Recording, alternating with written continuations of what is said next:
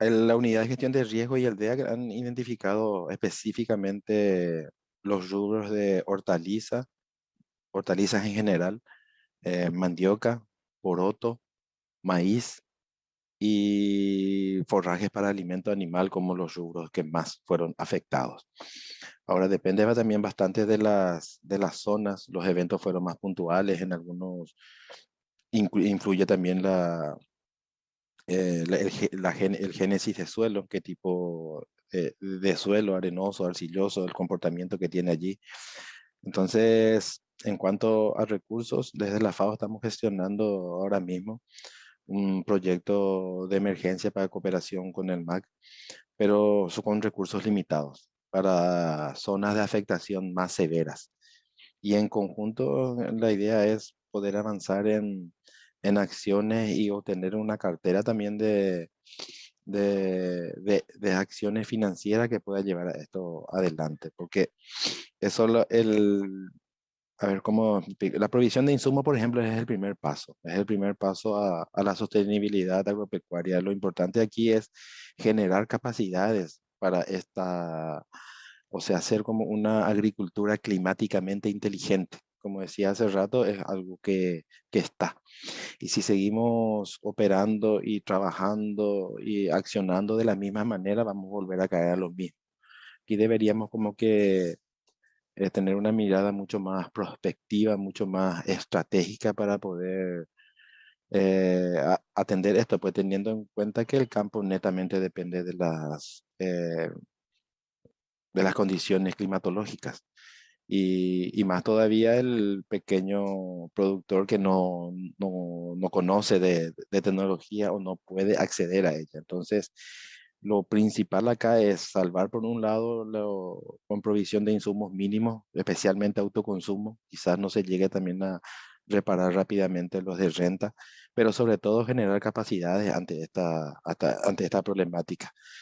El año pasado también tuvimos efectos severos de heladas puntuales, por ejemplo.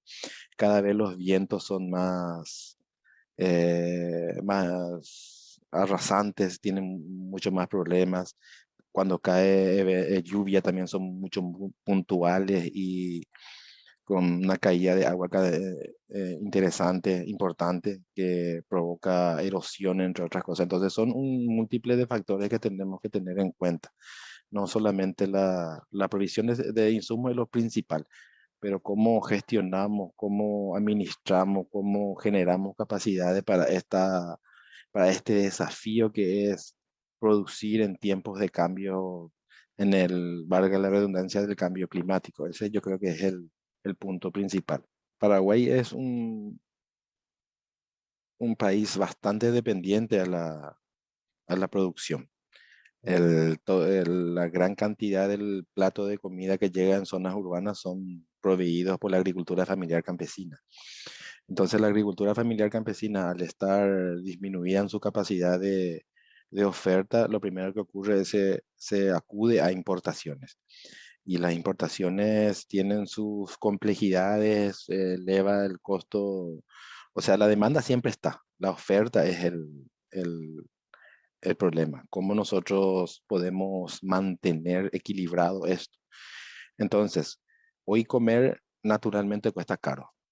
Hoy comer con una cantidad calórica elevada, muchos carbohidratos y un aporte nutricional es más barato. Y ahí está la complejidad del asunto. O sea, el sistema agroalimentario compete todo desde la planificación, la producción, la cadena de transporte, la cadena de frío, la oferta, hasta la decisión final que es el consumidor. Entonces, muchas veces el desafío es mirar todo holísticamente en esto. Sin embargo, estamos más acostumbrados a ver solamente un punto esencial que es el alimento. Pero cómo llega esto al final es el desafío mayor. Entonces, ¿cómo hacemos, y más todavía teniendo en cuenta lo que decía hace rato, este contexto de recuperación post-COVID-19, que trae también su desafío, en un escenario económico bastante complejo y con estas alzas también de insumos productivos es también complicado, el tema del combustible, semillas, entre otras cosas. Entonces es un escenario que requiere mucho planificación estratégica, mucho pienso, mucha reflexión y acción sobre todo, ¿verdad?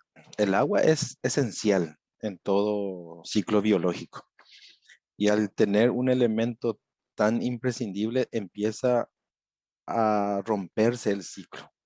O sea, todo lo que es la reproducción, alimentación y crecimiento se quiebra. Es decir, un suelo sin la humedad relativa adecuada, hay una pérdida de microorganismos. Hay una pérdida de microorganismos y esto hace también que se rompa el ciclo a ver un poco, el ciclo de la materia orgánica, el ciclo del carbono, ¿verdad? O sea, dando un ejemplo práctico. Un árbol absorbe nutrientes del suelo por ayuda del agua, por la evapotranspiración. O sea, la planta evapora agua hacia arriba y a medida que evapora chupa del suelo. Es como una aspiradora el árbol. Entonces, a medida que sube nutrientes con el agua, el árbol se nutre. Estos nutrientes y agua que absorbió el árbol va hasta la hoja y crece, se reproduce allí. Esta hoja cumple su ciclo y cae de vuelta al suelo y ahí, es ahí donde influye el microorganismo. El microorganismo es el que descompone y esa hoja lo vuelve a ser suelo. Sin embargo, en un suelo totalmente seco, sin microorganismos, este ciclo se rompe. Esa hoja no se puede degradar y el suelo se empobrece. Y al tener suelos empobrecidos y débiles, nuestra producción también baja, el rendimiento. O sea, está todo encadenado. Entonces, allí quiero reforzar otra vez la idea de cómo pensar esa agricultura en ese contexto, teniendo en cuenta que estos eventos van a venir. O sea, tiene que ser una agricultura predecible. O sea, hablamos allí de, por ejemplo, de barreras rompevientos, de cultivos vivos para evitar que el viento haga erosión eólica, hablamos de cobertura de suelo, sea viva o muerta, hablamos de sistemas agroforestales, no solamente en monocultivo, sino que haya cultivo con estratos superiores para que se seque menos. Hablamos de especies también más tolerantes a la sequía. Entonces, es un sistema bastante interesante que requiere unas nuevas formas, que la producción ahora no está teniendo, ¿verdad? Entonces, por eso que a simple vista rápido se nota eso. Es un suelo carente de agua, no puede hacer el proceso que explicaba hace rato de absorción de nutrientes y al caer la hoja tampoco no hay una devolución. Entonces hay una pérdida de microorganismo total que hoy se está como que recuperando.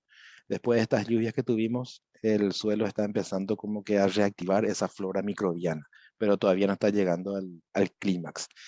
Hablando con especialistas de suelo del Ministerio de Agricultura y Ganadería, me comentaban que creen que en unos 15, 21 días recién se va a volver al clima de la flora microbiana del suelo. Y ahí recién entonces se va a volver a reactivar el ciclo. Yo creo que hay, o sea, existen como dos temporadas en el país. Una que es ahora ya, entre marzo y abril, que empieza a bajar la temperatura, los días se acortan, entonces la producción intensiva en pequeña superficie se multiplica, es decir, las huertas. Este es el momento donde las familias generalmente producen su propio alimento. Es un deber y una tarea también producir alimento en zonas urbanas. Las huertas urbanas también es una realidad en muchos países. Aquí todavía está muy inexplorado. Entonces, este momento es la de producir, estamos más acostumbrados a producir hojas, frutas, hortalizas de fruta, tomate, locote, lechuga, apio, todo lo que haya, ¿verdad? Entonces, como que va bajando la temperatura, entonces la incidencia de la sequía en este momento es menor. Es el momento de prepararse para las heladas, por ejemplo, que vendrían allá por junio, julio, agosto. Y el otro segmento es la de, empieza generalmente en septiembre para adelante, que es más extensiva. Es producción de granos, poroto, maíz, mandioca, batata, todo lo que es más extensivo. Entonces son como dos escenarios que requieren también acciones eh, diferenciadas, diferenciadas en ese aspecto. Yo creo que una, una de las tareas y uno de los desafíos mayores que tenemos es generar capacidad en esa economía del agua. ¿Cómo hacemos para captar la mayor cantidad de agua posible? ¿Cómo podemos reciclar agua y cómo podemos evitar la pérdida de agua? Yo creo que ese es como el desafío fundamental que tenemos a corto plazo, ¿verdad?